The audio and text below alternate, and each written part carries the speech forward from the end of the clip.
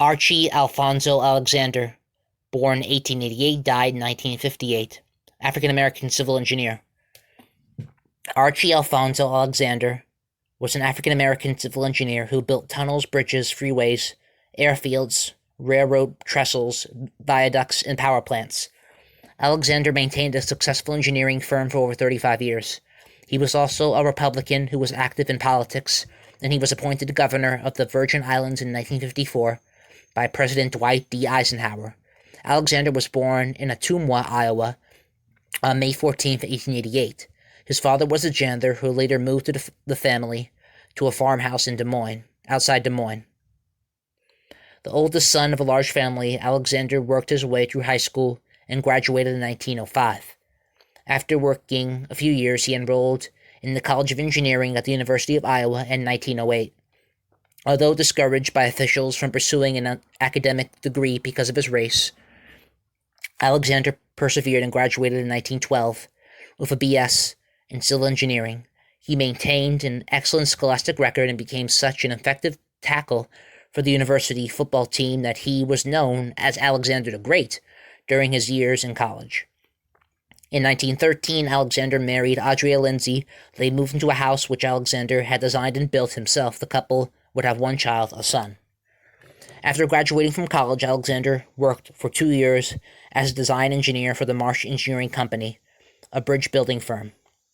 In 1914, while still only 26 years old, he formed his own firm, A. Alexander, Inc., with a fellow employee from the Marsh Company, George Higbee.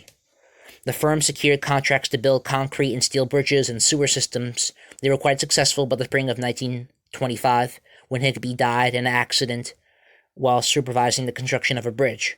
In that same year, Alexander received an honorary civil engineering degree from his alma mater and was awarded the Laurel Wreath, given to the member of the Kappa Alpha Psi fraternity who had the greatest accomplishment during that year.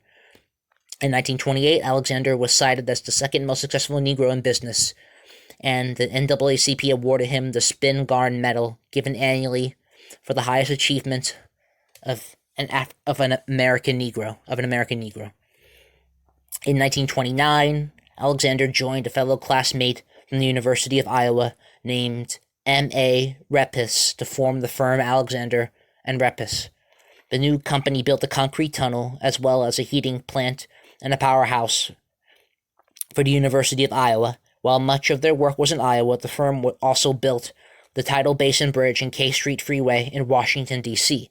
They were also responsible for a sewage disposal plant in Grand Rapids, Michigan, a civilian airfield at Tuskegee, Alabama, a power plant in Columbus, Nebraska, and railroad bridges in Iowa and Missouri.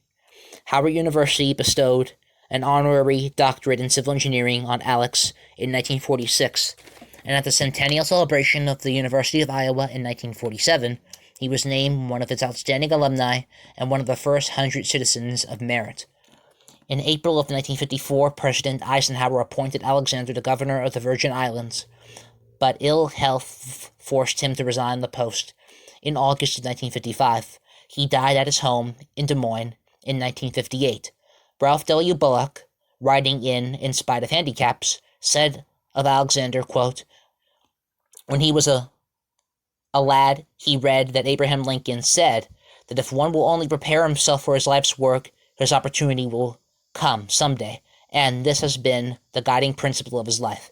Unquestionably, he made good under it." Unquote. The citations and sources of this audio are in the description.